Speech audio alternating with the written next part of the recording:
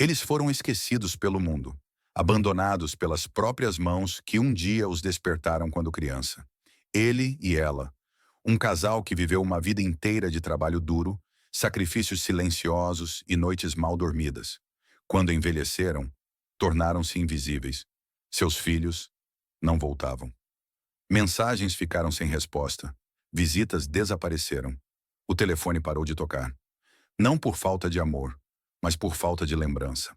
A velha casa onde viviam já não era mais lar. Era uma prisão de silêncio.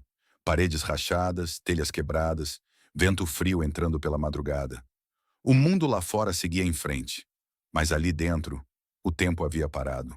Som de chuva fraca subindo lentamente. Uma manhã, sem aviso, eles deixaram a cidade. Sem carro, sem malas, apenas com o que restava no coração. O desejo de não mais serem um fardo. Eles caminharam até as montanhas, onde ninguém lhes pediria explicações. Lá, encontraram uma cabana em ruínas, esquecida como eles. O teto quebrado, o chão tomado pela lama, velhas tábuas apodrecidas. Mas uma pequena chama de esperança ainda ardia em seus olhos. Dia após dia, eles começaram a reconstruir. Não era fácil. Mãos trêmulas, corpos cansados, dores que ninguém mais via. Mas ali, cada martelada era uma resposta ao abandono. Eles consertaram o telhado com tábuas achadas no chão. Criaram uma pequena horta entre pedras e espinhos. Fizeram um jardim onde a maioria só via ruínas. Pausa profunda, som do vento nas montanhas. O mundo podia tê-los esquecido, mas não os seus sonhos. Transformaram ruínas em abrigo. Transformaram silêncio em propósito. E a montanha, que era fria e vazia antes deles chegarem, aprendeu a chamar aqueles O dois inverno de chegou lar. Cedo naquele ano, e com ele, a prova mais dura. As noites ficaram longas demais. O frio entrava pelas frestas do telhado improvisado, e o corpo já não respondia como antes. Ele tossia em silêncio, com medo de preocupar. Ela acordava várias vezes na madrugada, apenas para verificar se ele ainda respirava tranquilo. Não havia médico por perto. Não havia remédio. Só havia cuidado. Ela esquentava a água no fogão antigo e colocava as mãos geladas sobre o peito dele. Não para curar, mas para não deixar esfriar. Em alguns dias a comida era pouca. Dividiam tudo ao meio, sempre. Quando um sentia fome, o outro dizia que já havia comido. Mentiam por amor. O mundo lá embaixo seguia cheio de pressa. Mas ali em cima, cada amanhecer era uma vitória silenciosa. Até que um dia ele não conseguiu se levantar. Ficou sentado, olhando para o nada, com os olhos cansados demais para fingir força. Ela se ajoelhou ao lado dele. Não chorou. Apenas encostou a testa na dele. Porque depois de tanta dor, as lágrimas já tinham acabado. Ele segurou a mão dela e sussurrou, quase sem voz. Se eu partir, não tenha medo. Ela apertou mais forte.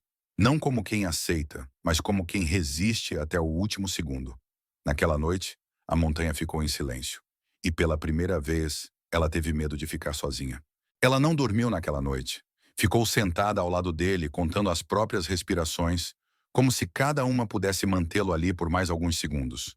O frio apertava, a madeira estalava, e o tempo parecia não querer passar. Quando o dia clareou, ela entendeu. Não houve despedida. Não houve palavras finais. A mão dele apenas descansou, leve demais. Ela ficou ali por muito tempo, segurando aquele silêncio pesado, até o corpo aceitar o que o coração se recusava. Enterrou o amor que teve com as próprias mãos, entre pedras, neve e lágrimas secas. Sem padre, sem família, sem ninguém. Depois voltou para Biracabana, sentou na cama vazia, olhou para tudo o que construíram juntos e, pela primeira vez, chorou. Chorou não de desespero, mas de ausência. Os dias seguintes foram lentos. A comida parecia não ter gosto. O silêncio gritava, mas ela continuou. Cuidou da horta, consertou o que ele não pôde terminar. Falava com ele em pensamento, como se ainda estivesse ali. Porque o amor não morre quando alguém parte. Ele apenas muda de lugar. E naquela cabana simples, no alto da montanha, viveu uma mulher que perdeu tudo, menos a coragem de continuar. Ela não foi lembrada, não foi resgatada, não virou notícia, mas resistiu. E às vezes, resistir é o maior ato de amor que existe. Ela envelheceu ali. Os anos passaram devagar, marcados pelas estações e pelas dores que o corpo já não escondia. O cabelo embranqueceu. As mãos ficaram mais trêmulas. Mas o lugar continuou em pé. A cabana, que um dia foi ruína, agora carregava marcas de cuidado. Cada tábua, cada planta, cada canto tinha a presença dele. Ela falava pouco. Economizava palavras como quem já disse tudo à vida. Até que numa manhã silenciosa, o sol entrou pela janela e ela não se levantou. Partiu como viveu nos últimos anos. Sem fazer barulho. Sem pedir nada. Foi encontrada dias depois por um viajante que buscava abrigo. Ele não conhecia seu nome, nem sua história, mas entendeu, porque havia paz ali.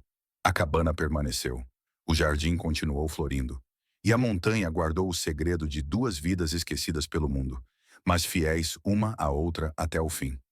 Algumas histórias não precisam de aplausos, precisam apenas não ser esquecidas.